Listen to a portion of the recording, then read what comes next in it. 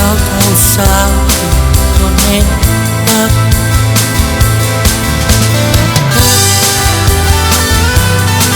ก็เลือกสั้นวันหน้าฮักก็เพียงคนฮัก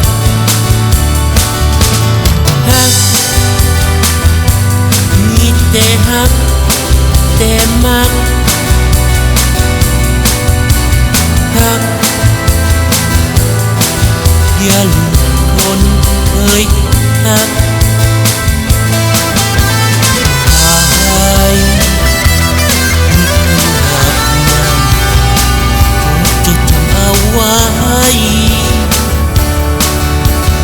กายหรืออยู่ห่างไกลอย่าได้ลืมคนที่เราเคยฮักหากมีคนฮักอย่าบ่ลืมคนเราฮักจะแก่ยังฮักยังห่วง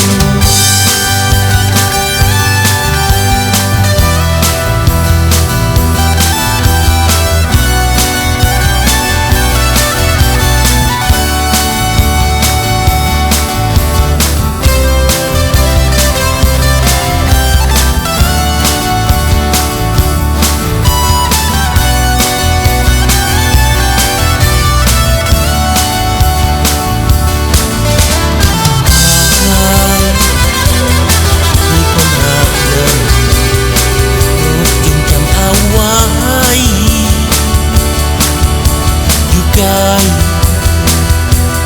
หรืออยู่ห่างไกลอย่าได้ลืมคนที่เราฮัก